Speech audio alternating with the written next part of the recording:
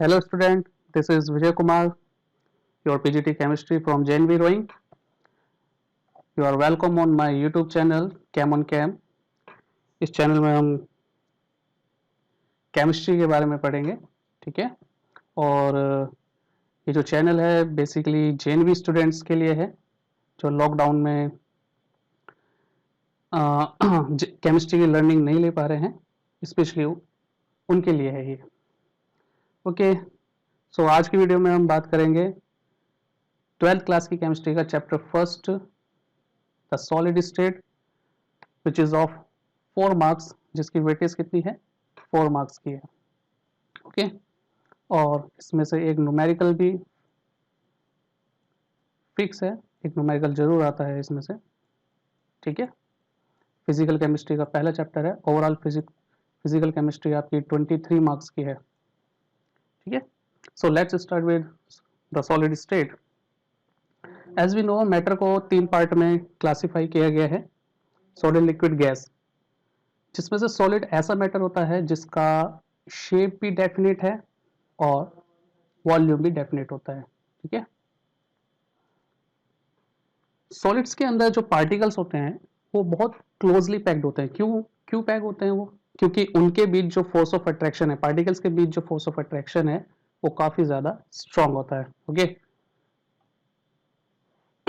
Solids के अंदर जो कंस्टिट्यूट पार्टिकल्स होते हैं, यहाँ पर कंस्टिट्यूट पार्टिकल्स समझ लेते हैं। देखिए, केमिस्ट्री में जब भी हम पार्टिकल्स की बात करते हैं ना, the particle could be atom, molecule या आयन, ठीक है। तो किसी भी सॉलिड के जो कंस्टिट्यूट पार्टिकल्स होते हैं उनकी पोजीशन कैसी होती है? फिक्स, ठीक है। बट वो वाइब्रेट होते रहते हैं अपनी मीन पोजीशन पे, जैसे कि हमने छोटी क्लासेस में पढ़ रखा है कि चाहे सॉलिड हो, लिक्विड हो या गैस हो, पार्टिकल कभी भी रेस्ट में नहीं होते, वो मूव कर रहे होते हैं, मोशन शो कर रहे होते हैं। हालांकि सॉलिड में नेग्लिजिबल मोशन होता है, सिर्फ पार्टिकल अपनी मीन पोजीशन पे स्लाइटली ऑसिलेट या वाइब्रेट कर रहे होते हैं, ठीक है। अच्छा देखिए, कंस्टिट्यूट पार्टिकल मैंने जैसे कहा कि एटम, मॉलिक्यूल या आयंस हो सकते हैं। तो इस बात को हम जरा समझते हैं कि मान लीजिए मेरे पास आयरन रोड है, आयरन रोड लोहे की छड़, तो उस आयरन रोड के कंस्टिट्यूट पार्टिकल क्या होंगे? वो आयरन रोड किससे बने होंगे? ऑब्वियसली बात है, आयरन के एटम से, मॉलिक्यूल नहीं होंगे। और इसी तरीके से सोडियम क्लोराइड की बात करूं तो सोडियम क्लोराइड एक आयनिक सॉलिड है जो कि सोडियम आयन और क्लोराइड आयन से मिलकर के बना होता है, ठीक है। हालांकि इस मोशन की वजह से, इस वाइब्रेशन की वजह से सॉलिड की रिजिडिटी पे कोई असर नहीं पड़ता, सॉलिड रिजिड होते हैं क्योंकि पार्टिकल का फिर भी एक अपना पोजीशन फिक्स है, ठीक है। और बहुत ज़्यादा क्लोजली पैक्ड होते हैं particle, that's why the solids are rigid होते हैं। Next is classification of solid.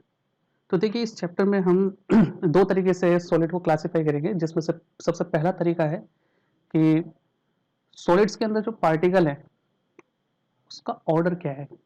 It means कि पार्टिकल्स एक पर्टिकुलर पैटर्न में अरेंज है या एक इरेगुलर वे में अरेंज है, ठीक है। तो इस बेसिस पे हम सॉलिड को क्या करेंगे? क्लासिफाई करेंगे। तो सबसे फर्स्ट क्लासिफिकेशन है crystalline solid.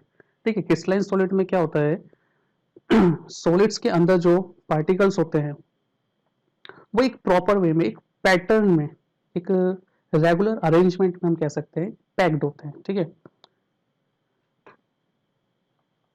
So this is the definition of crystalline solid.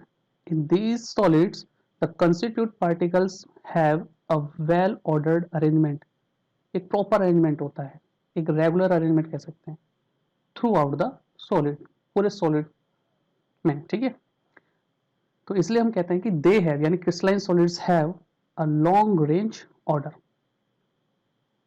एक ऑर्डर मिलता है हमें, पैटर्न मिलता है पार्टिकल्स के अरेंजमेंट में, और ये पैटर्न क्या होता है? थ्रू आउट द सॉलिड ही रहता है।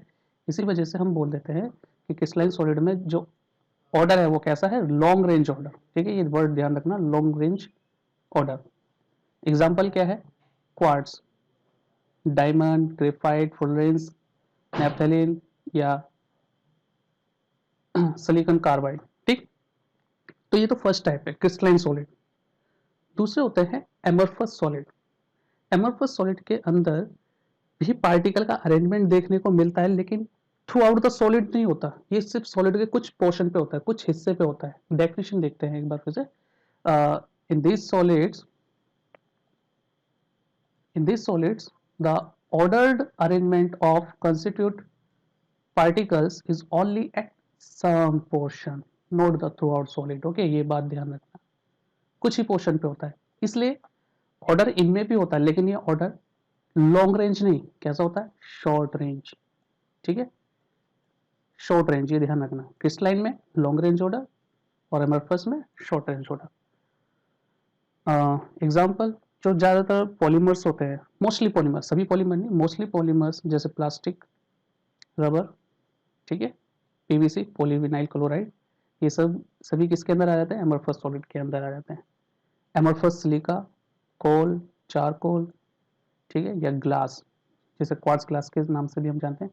ये ध्यान रखना, क्वार्ट्ज तो क्रिस्टलाइन सॉलिड है, लेकिन क्वार्ट्ज ग्लास, ग्लास वर्ड आ रहा है ना इसके साथ, तो ये एमरफस सॉलिड है। ओके, तो मेनली हमने यहाँ क्या करा, सॉलिड को क्लासीफाई करा है किस बेसिस पे, पार्टिकल्स के अरेंजमेंट के बेसिस पे, कि उनमें ऑर्डर कैसा है, लॉन्ग रेंज ऑर्डर है या शॉर्ट रेंज ऑर्डर है। लॉन्ग रेंज ऑर्डर किस में होता है, क्रिस्टलाइन सॉलिड्स में होता है, और शॉर्ट रेंज ऑर्डर किस में होता है, अमरफस सॉलिड्स में होता है। ठीक है, चलिए फिगर के थ्रू इस बात को समझते हैं। ठीक है, हमारे सामने यहाँ अभी स्क्रीन पे दो फिगर है, और ये जो दो फिगर है ये है SiO2 के, सिलिका जिसे हम बोल देते हैं SiO2, ये जनरल फॉर्मूला है इसका। ठीक है, हमारे पास ये भी SiO2 है, ये भी SiO2 है, ठीक, लेकिन ये कैसा है, क्रिस्टलाइन, ये वाला पोर्शन क्रिस्टलाइन है। ठीक है, और ये वाला पोर्शन कैसा है, एमरफस। हमने इस वाले पोर्शन को क्रिस्टलाइन क्यों बोला, क्योंकि यहाँ पर जो सिलिकॉन और ऑक्सीजन के एटम है एक पैटर्न में अरेंज है, एक वेल पैटर्न आपको नजर आ रहा है। ठीक है, जो रेड एटम है वो सिलिकॉन के हैं और ब्लू एटम है वो ऑक्सीजन के हैं। ठीक है, लेकिन वहीं दूसरी तरफ इस इधर देखिए एमरफस सिलिका की तरफ, सिलिका बोल देते हैं, SiO2 को सिलिका बोलते हैं। ठीक है,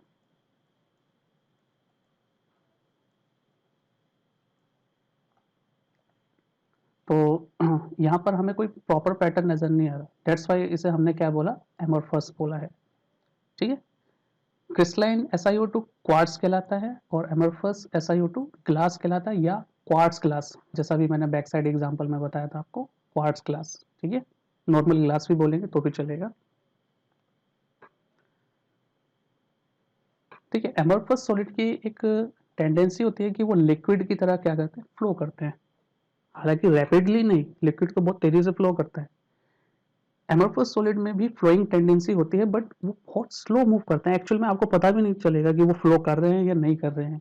ठीक है, फिर भी हम इन्हें क्या बोलते हैं, सॉलिड्स बोल रहे हैं। ठीक है, सॉलिड्स बोलते हैं इन्हें। इसीलिए इन्हें स्यूडो सॉलिड्स कहा जाता है, क्योंकि सॉलिड्स बेसिकली मूव नहीं करने, उसके पार्टिकल मूव नहीं करते, लेकिन यहाँ तो मूव कर रहे हैं, चाहे वो बहुत स्लोली मूव कर रहे हो, ना के बराबर, आपको पता भी नहीं चलेगा कि मूव कर रहे हैं। ठीक है, लेकिन फिर भी वो सॉलिड की कैरेक्टरिस्टिक्स में तो नहीं आया ना, तो डेट्स वाई एमरफस सॉलिड को स्यूडो सॉलिड, या यूं कहें कि सुपर कूल्ड लिक्विड, ऐसा लिक्विड जिसे बहुत ज़्यादा कूल कर दिया गया हो, वो बहुत स्लोली स्लोली मेल्ट हो रहा हो, सुपर कूल्ड लिक्विड भी बोलते हैं। स्यूडो सॉलिड का मतलब होता है फॉल्स, स्यूडो का क्या मतलब है यहाँ, फॉल्स होता है, फॉल्स सॉलिड, नकली सॉलिड, क्योंकि ये सॉलिड की प्रॉपर्टी की शो करते हैं। वहीं दूसरी तरफ क्रिस्टलाइन सॉलिड्स जो होते हैं उन्हें ट्रू सॉलिड्स बोलते हैं, सही मायने में जो एक सॉलिड होना चाहिए। ठीक है, तो इसलिए क्रिस्टलाइन सॉलिड को ट्रू सॉलिड बोलते हैं।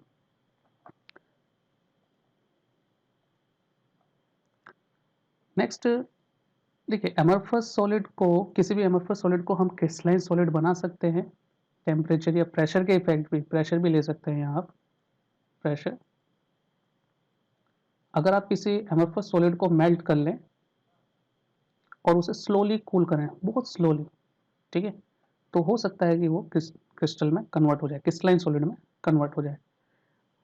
आप क्रिस्टलाइन सॉलिड को एमरफस सॉलिड में भी कन्वर्ट कर सकते हैं। क्रिस्टलाइन सॉलिड को मेल्ट कीजिए और रैपिडली कूल कर दीजिए कि पार्टिकल का एक अरेंजमेंट बनने से पहले वो कूल हो जाए, तो क्रिस्टलाइन सॉलिड भी एमरफस सॉलिड में कन्वर्ट हो सकते हैं।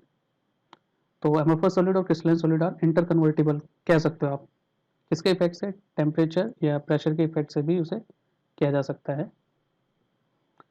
Okay, let's do one question here. The question is, why are glass panes of window of all building thicker at bottom than at the top? ये हम फिगर में देखते हैं कि जैसे जो पुरानी बिल्डिंगें होती हैं उनके विंडो पेन्स में जो ग्लास लगा होता है वो ऊपर की बजाय नीचे की तरफ ज़्यादा मोटे होते हैं। बहुत ज़्यादा नहीं, ना के बराबर। कहीं आप सोचेंगे कि ऐसे अगर साइड व्यू देखें तो ऊपर से शीशा पतला है, नीचे से बहुत ज़्यादा मोटा है, ऐसा नहीं। बहुत ना के बराबर होता है कि आपको पता भी नहीं चलेगा। स्लाइटली तो ऊपर से पतला है, नीचे से मोटा है, ठीक है। और नेग्लिजिबल डिफरेंस होता है, बट होता है, नीचे की तरफ से ज़्यादा मोटा होता है। तो यही क्वेश्चन है कि जो पुरानी बिल्डिंग के जो शीशे होते हैं, खिड़कियों में लगे हुए शीशे, वो नीचे की तरफ से ज़्यादा मोटे क्यों होते हैं? तो देखिए ऐसा इसलिए होता है क्योंकि मैं आपको बता चुका हूँ, शीशा क्या है? ग्लास एमोर्फस सॉलिड है, और एमोर्फस सॉलिड को हम क्या बोलते हैं? Super cooled liquid. ग्लास की टेंडेंसी होती है फ्लो करना। जब शीशा बहुत ज़्यादा पुराना होता जाता है तो उसका मोस्ट ऑफ पार्ट क्या नीचे की तरफ फ्लो करता रहता है बाय द टाइम। ओके, तो अगर शीशा नीचे की तरफ फ्लो करेगा तो ऑब्वियसली बात है वो नीचे की तरफ से मोटा हो जाएगा ना, बॉटम की साइड से। तो आंसर देख लेते हैं इसका। तो ये है इसका answer. The glass panes fixed to the window or door of old building are slightly thicker at the bottom than at the top. This is because glass flow down very slowly and makes the bottom portion thicker. ठीक है, ये इसका right answer होगा, correct answer. चलिए next question लेते हैं। Why are old glasses become milky in appearance? आपको एक बात बता दूं, जैसे कि मैंने दो SiO2 की बात करी थी। SiO2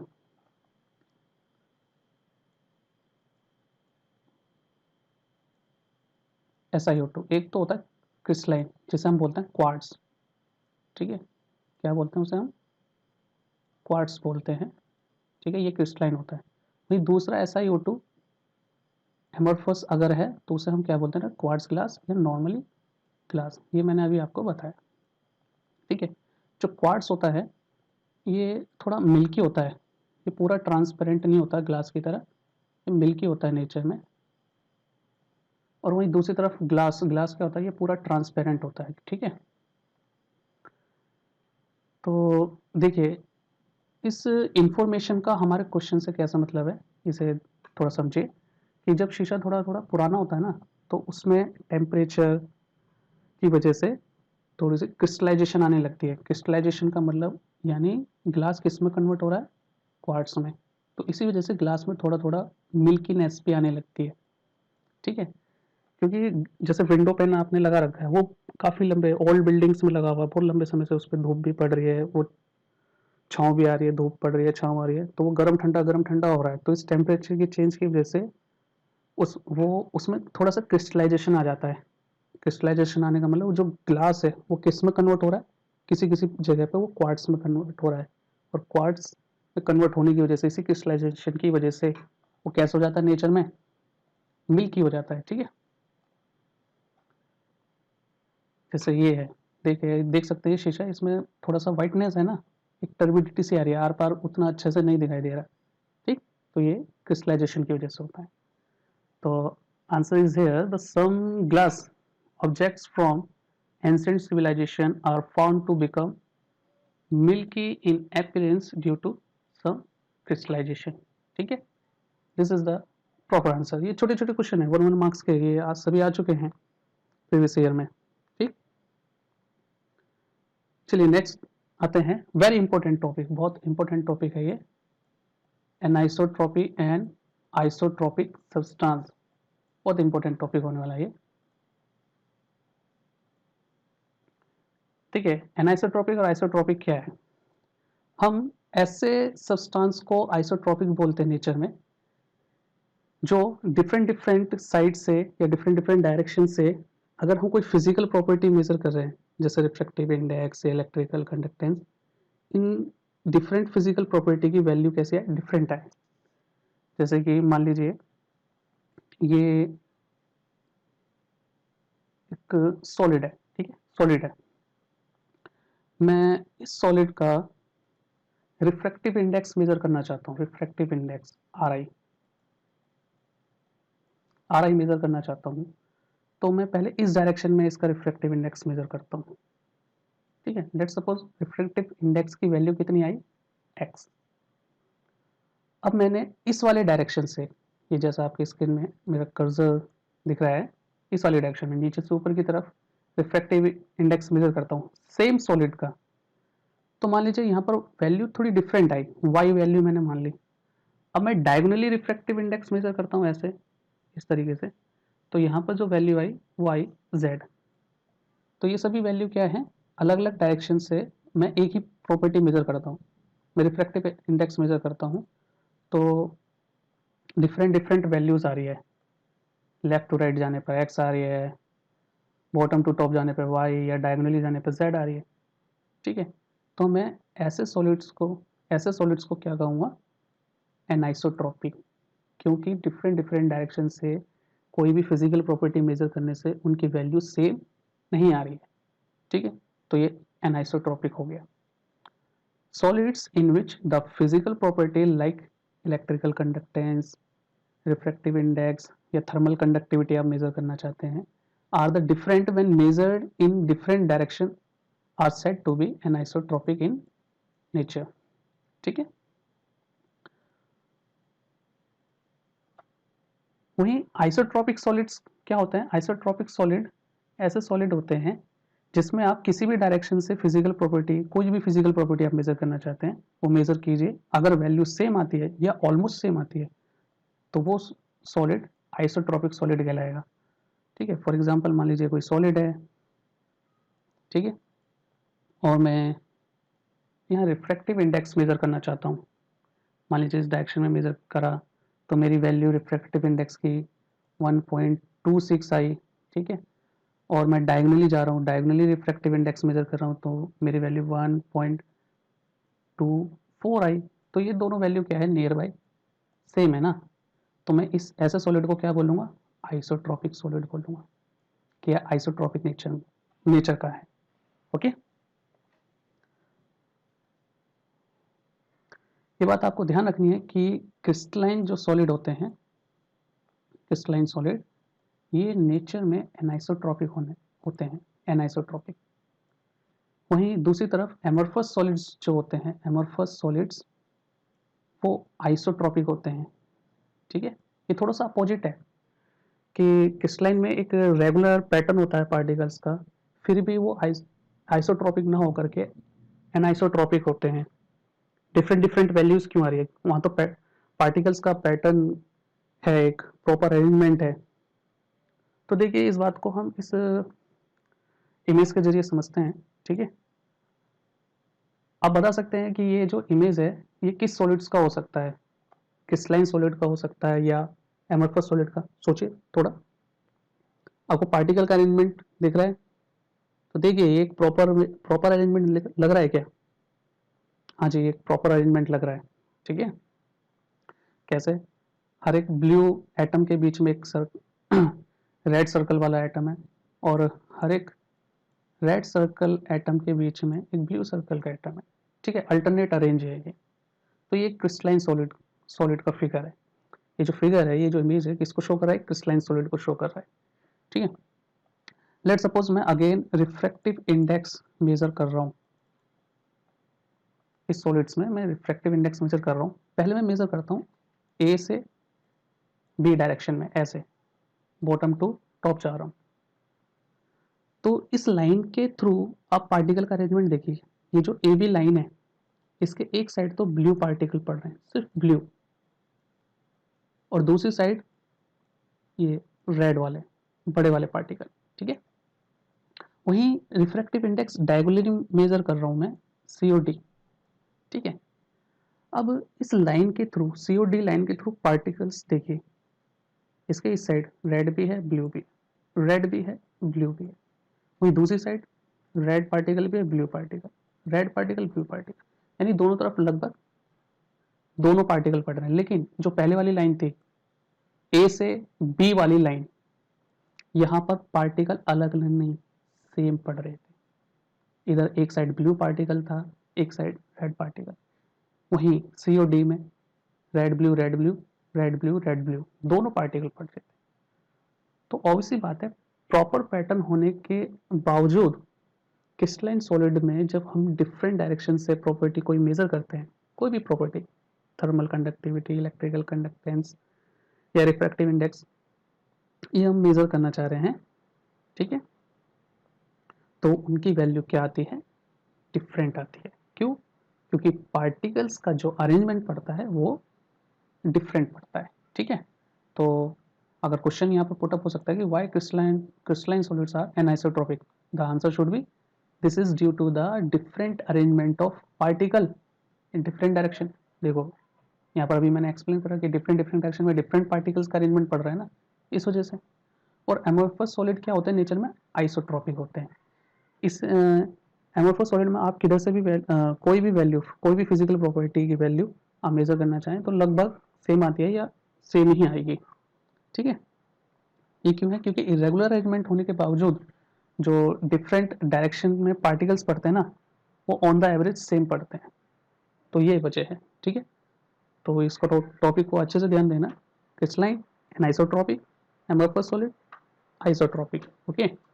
और आइसोट्रोपिक एनाइसोट्रोपिक सॉलिड क्या होते हैं वो मैं आपको बता चुका हूँ,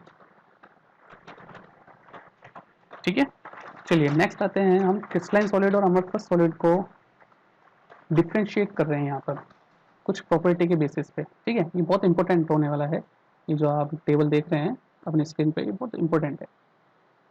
तो सबसे पहले फर्स्ट पॉइंट की बात करते हैं कि orderly arrangement of particle. Crystalline solid में जैसे कि हमने अभी पहले बात करी थी कि ऑर्डर कैसा होता है, long range through out the solid, आपको एक पर्टिकुलर पैटर्न देखने को मिलेगा। वहीं दूसरी तरफ एमोर्फस सॉलिड में अगर अरेंजमेंट ऑफ पार्टिकल की बात की जाए तो ऑर्डर यहाँ भी है लेकिन शॉर्ट, क्योंकि सिर्फ कुछ पोर्शन पे ही एक पैटर्न होता है पार्टिकल्स का, प्रॉपर पैटर्न। ज्योमेट्रिकल शेप की बात करते हैं तो क्रिस्टलाइन सॉलिड का एक डेफिनेट ज्योमेट्रिकल शेप होता है, वहीं दूसरी तरफ एमोर्फस क्या है, इरेगुलर शेप।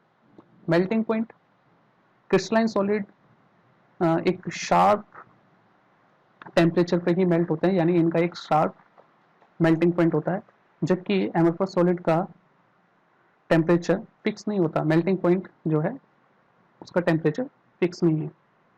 ये अपने मेल्टिंग पॉइंट से पहले भी मेल्ट हो सकते हैं या थोड़ा टेम्परेचर थोड़ा ज़्यादा होने पर भी मेल्ट हो सकते हैं। हीट ऑफ फ्यूज़न की बात करें कि हीट ऑफ फ्यूज़न क्या होता है कि 1 मोल किसी भी सब्सटेंस को मेल्ट करने के लिए, उसे फ्यूज़ करने के लिए कितना एनर्जी चाहिए, वो हीट ऑफ फ्यूज़न कहलाता है। ये 11th क्लास की थर्मोडायनिक्स में है। सिंबल होता है delta F,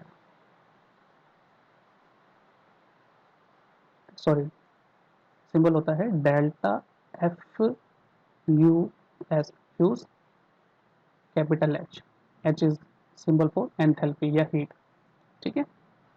heat of fusion की बात करें तो इनका डेफिनेट हीट ऑफ फ्यूजन होता है और इनका डेफिनेट नहीं होता है, एमोर्फस का डेफिनेट नहीं होता है, ठीक है। Mode of cleavage, mode of cleavage मतलब जब हम इन्हें कट करते हैं तो पीसेस जो क्रिएट होंगे, जो नए पीसेस क्रिएट होंगे वो कैसे होते हैं, स्मूथ सरफेस होगा या इरेगुलर सरफेस होगा। तो क्रिस्टलाइन सॉलिड को जब कट किया जाता है तो जो न्यूली जनरेटेड सरफेस है वो कैसे होते हैं, प्लेन होते हैं और स्मूथ होते हैं। वहीं दूसरी तरफ जब हम इसे कट करते हैं एमोर्फस को, एमोर्फस सॉलिड्स को, तो इनका जो सरफेस होता है, न्यू पीसेस का जो सरफेस है वो इरेगुलर होता है। नेचर ये हम डिस्कस कर चुके हैं कि क्रिस्टलाइन सॉलिड क्या होता है, ट्रू सॉलिड। ये सॉलिड्स की जो कैरेक्टरिस्टिक्स होती हैं उसको प्रॉपरली शो करते हैं, ठीक है। जबकि इसमें क्या होता है, फ्लोइंग टेंडेंसी होती है, तो इसलिए इन्हें सूडो सॉलिड या सुपर कूल्ड लिक्विड भी बोलते हैं, सुपर कूल्ड लिक्विड। आइसोट्रोपी एनाइसोट्रोपी की बात करें तो इससे जस्ट अभी कुछ सेकंड पहले ही मैंने आपको बताया था कि क्रिस्टलाइन सॉलिड एनाइसोट्रोपिक होते हैं नेचर में, बावजूद इनका एक रेगुलर पैटर्न होता है पार्टिकल्स का, लेकिन इसके बावजूद एनाइसोट्रोपिक होते हैं नेचर में। वहीं दूसरी तरफ एमोर्फस सॉलिड कैसे होते हैं नेचर में, आइसोट्रोपिक, ओके। तो ये आपका होम टास्क है, इसे आपको खुद करना है इन क्वेश्चंस को, ठीक है। इसमें ये क्वेश्चन, चलिए मैं आपको हिंट दे देता हूँ थोड़ा। क्वेश्चन की नंबरिंग अलग हो गई है। ये फर्स्ट क्वेश्चन है, इसे सेकंड कर लेना और इसे थर्ड, ठीक है। तो मैं थर्ड क्वेश्चन थोड़ा डिस्कस कर रहा हूँ आपसे। Third question is, refractive index of a solid is observed to have the same value along all direction। कि कोई सॉलिड है, उसका रिफ्रैक्टिव इंडेक्स मेजर किया जा रहा है और सभी डायरेक्शन में सेम वैल्यू मिल रही है। तो ये कह रहे comment on the nature of this solid. तो इस सॉलिड के नेचर पे कमेंट करो। नेचर से मतलब है कि वो एनाइसोट्रोपिक, सॉरी क्रिस्टलाइन सॉलिड है या एमोर्फस सॉलिड है, ठीक है। और क्या ये क्लीवेज प्रॉपर्टी शो करेगा? क्लीवेज प्रॉपर्टी से मतलब है कि अभी हमने देखा ना क्लीवेज प्रॉपर्टी कि क्रिस्टलाइन अगर होगा ये, तो इसके जो न्यूली जनरेटेड सरफेस है वो कैसे होंगे? Plane and smooth. तो इसका मतलब ये क्लीवेज प्रॉपर्टी शो कर रहा है। और वहीं दूसरी तरफ एमोर्फस सॉलिड में देखें तो इरेगुलर सरफेस होता है, यानी ये क्लीवेज प्रॉपर्टी शो नहीं कर रहा है, ठीक है। तो देखिए ये जो फर्स्ट लाइन है, ये हमें हिंट दिया गया है। इस हिंट से हम पहचान सकते हैं कि ये जो सॉलिड है वो क्रिस्टलाइन है या एमोर्फस, क्योंकि रिफ्रैक्टिव इंडेक्स की वैल्यू सेम आ रही है सभी डायरेक्शन में मेजर करने पर। तो इसका मतलब ये क्या हुआ? आइसोट्रॉपिक सॉलिड है। कैसा सॉलिड है? आइसोट्रॉपिक, ठीक है। और आइसोट्रॉपिक सॉलिड क्या होते हैं? एमोर्फस, एमोर्फस होंगे नेचर में या क्रिस्टलाइन? तो हमने बैक साइड अभी डिस्कस करा कि अगर क्रिस्टलाइन सॉलिड है तो एनाइसोट्रॉपिक, और एमोर्फस सॉलिड है तो आइसोट्रॉपिक। तो इसका मतलब ये हुआ कि क्रिस्टलाइन ना होकर के ये सॉलिड कैसा है नेचर में? एमोर्फस। और क्या amorphous solid cleavage property show करते हैं? ऑब्वियसली बात है, नहीं करते, ठीक है। उनका सरफेस इरेगुलर होता है, they do not show cleavage property, ठीक। अच्छा, सेकंड क्वेश्चन भी एक बार डिस्कस कर लेते हैं। Why is glass considered as super cooled liquid? Glass को सुपर कूल्ड लिक्विड क्यों बोलते हैं? सिंपल सी बात है, फ्लोइंग टेंडेंसी होते हैं। ग्लास क्या है? ये स्यूडो सॉलिड है, इनकी फ्लोइंग टेंडेंसी होती है। विंडो पेन वाला मैंने अभी क्वेश्चन डिस्कस करा कि जिसमें विंडो पेन नीचे से क्या हो जाता है? ठीक हो जाता है ना। तो पुरानी बिल्डिंगों के विंडो पेन होते हैं वो नीचे से क्या हो जाते हैं? ठीक हो जाते हैं। और फर्स्ट, ये मैं नहीं बताऊंगा, ये आप लोग खुद ही कीजिए, ठीक है। बहुत आसान है, इसमें ढूंढिए पॉलीमर क्या है, पॉलीमर को एमोर्फस में रखिए, ठीक है। और इस लाइन है उन्हें पहचानिए, बस यही करना है, क्लासीफाई, ठीक है। Thanks for watching my video, ठीक है। ये मेरा फर्स्ट वीडियो था, ये लॉकडाउन के दौरान बना बना रहा हूँ मैं वीडियो, बहुत कम रिसोर्सेज में, ठीक है। इवन मेरे पास माइक भी नहीं है, ईयरफोन से बना रहा हूँ। तो इसमें जो थोड़ा क्वालिटी है वो और मैं बेटर करने की कोशिश करूँगा। अगर अच्छी लगी हो और लाइक करना, कमेंट करना, सब्सक्राइब करना, शेयर भी करना।